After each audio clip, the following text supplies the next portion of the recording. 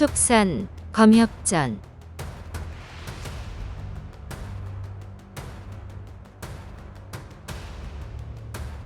36화. 불타는 자운사.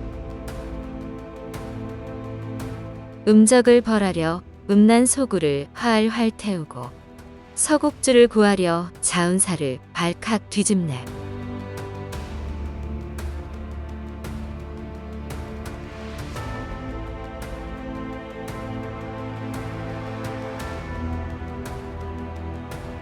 지통이 수하들을 데리고 급히 달려나갔다.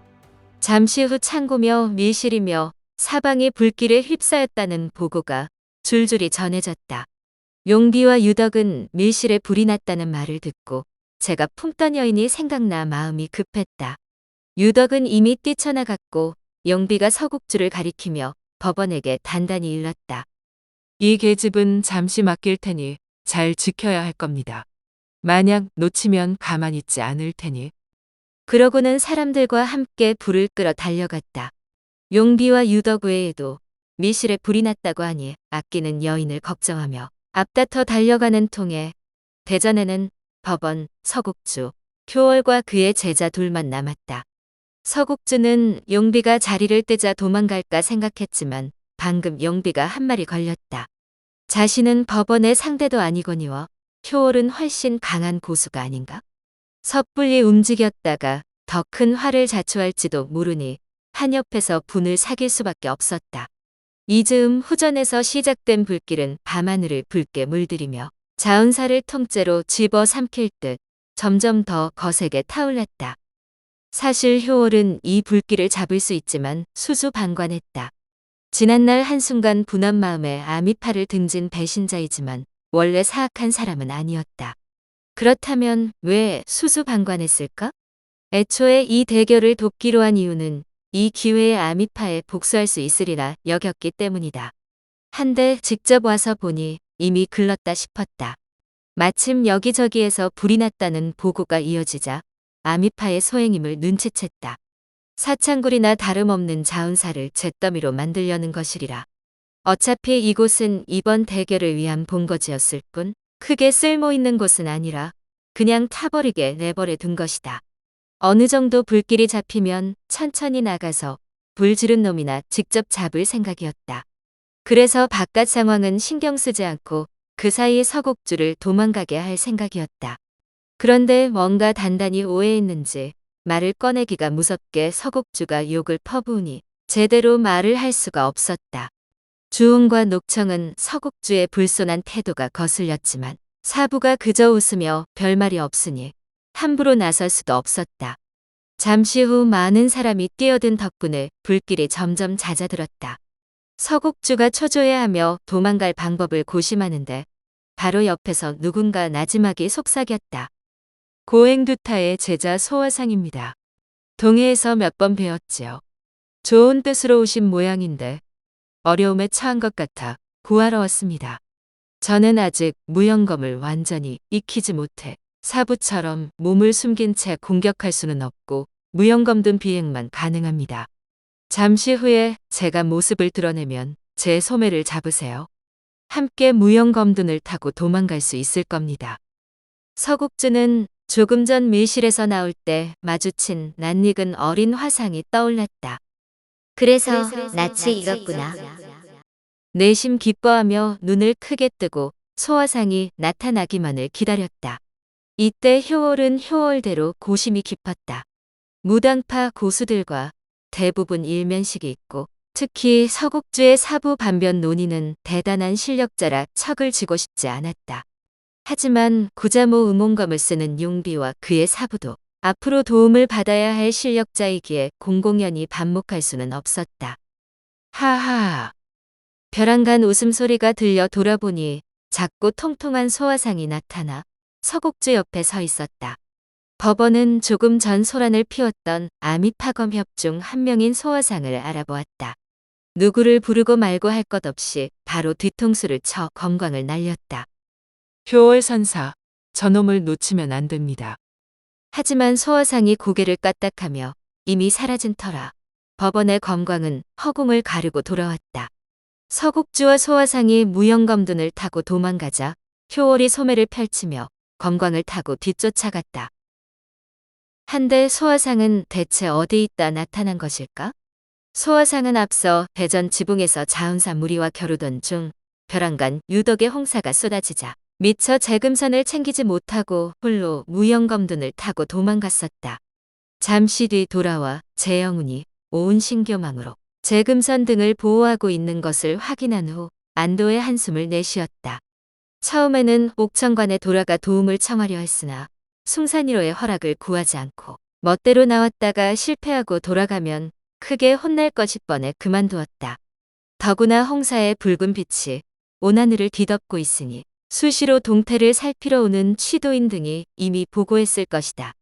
소화상은 악의 무리를 도저히 용납할 수 없어 모두의 시선이 대전에 쏠린 사이 후전을 뒤집어 놓기로 하였다.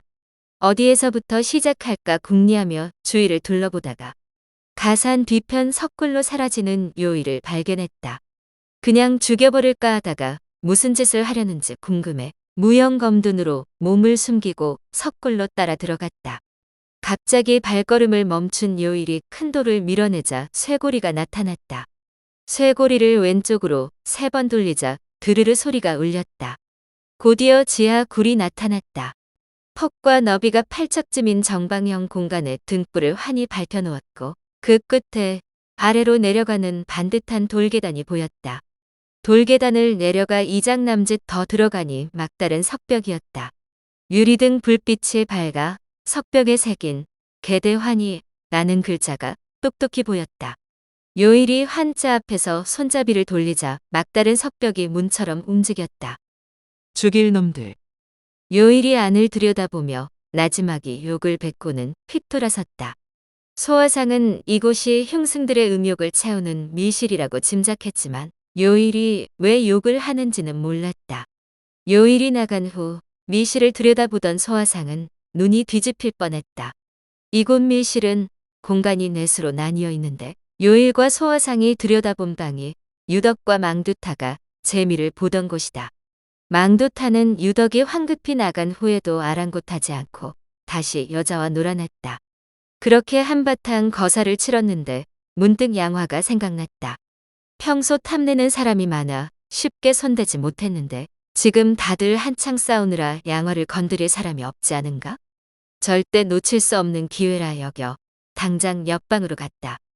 이때 양화는 유덕이 중요한 순간에 급보를 받고 갑자기 나가버리자 불쾌하기도 하고 조금 전 유덕과 시시덕거리며 마신 술 때문에 온몸이 나른하고 기운이 없었다. 한가할 때 잠이나 잘 요량으로 침상에 누웠는데 이날따라 잠이 오지 않아 계속 뒤척였다. 잠시 후 옆방에서 작은 신음이 들리더니 갈수록 격해졌다. 유덕이 나갈 때 망두타도 따라간 줄 알았는데 아니었다. 이불 귀퉁이를 움켜쥐고 입술을 꽉 깨물며 욕정을 사귀느라 도저히 잠을 이룰 수 없었다. 얼마나 지났을까? 옆방이 잠잠해지는가 싶더니 누군가 제 방으로 들어오는 발소리가 들렸다. 망두타가 아무도 없는 틈에 재미를 보려는 것이리라. 천성이 음탕한 양화는 그렇지 않아도 욕정을 사귀기 힘들었는데 갈증을 풀어줄 사람이 오니 기쁘기 짝이 없었다. 망두타와 양화는 한바탕 농탕질을 벌이고도 충족이 되지 않아 다시 옆방으로 건너가 셋이 함께 뒤엉켰다. 요일과 소화상이 잇따라 고개를 들이민 것이 바로 이때였다. 요일은 너무 혐오스러웠지만 자주 봐온 광경이고 망두타를 이기지도 못하니 감히 나설 수 없었다. 하지만 천성에 올곧고 악을 증오하는 소화상은 이런 추악한 행태를 그냥 넘기지 못하고 바로 뛰어들었다. 내 놈 간이 배 밖으로 튀어나왔구나. 감히 부처님이 계신 곳에서 음란한 짓을 하다니. 오늘 그 죗값을 치르거라. 망두타는 갑자기 침입자가 나타나자 위험을 감지하고 대결 자세를 취했다. 하지만 소화상의 검광이 눈 깜짝할 사이에 망두타와 양화의 머리를 날려버렸다. 침상에 벌거벗은 다른 여자가 기절해 있었으나 더 이상 살생을 원치 않아 망두타 머리통을 들고 쏜살같이 밖으로 나왔다. 뒤쫓던 요일의 행방을 찾았지만 보이지 않았다. 소화상은 다시 석벽 앞으로 돌아가 여기저기 더듬으며 안문장치를 찾았다. 쿠르릉, 과연 석벽이 움직이면서 한 사람이 들어갈 만한 통로가 나타났다. 소화상은 제 실력을 믿고 주저없이 과감하게 통로로 들어갔다.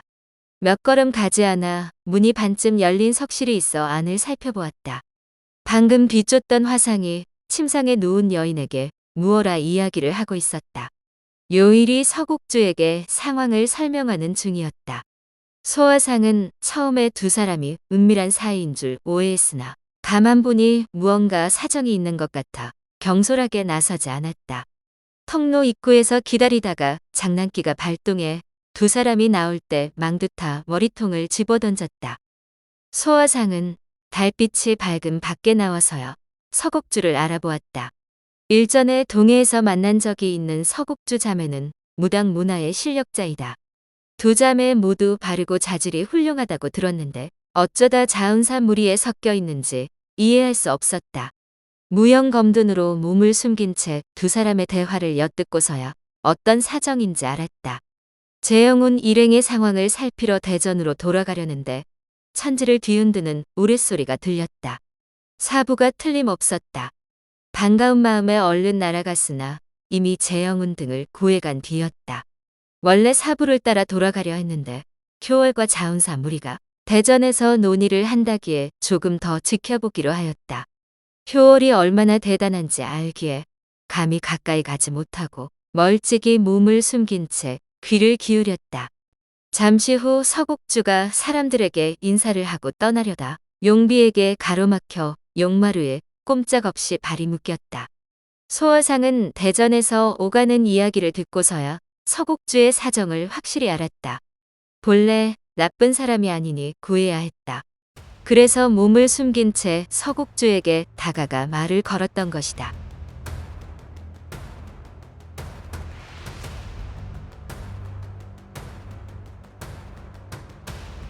다음 화에서 이어집니다.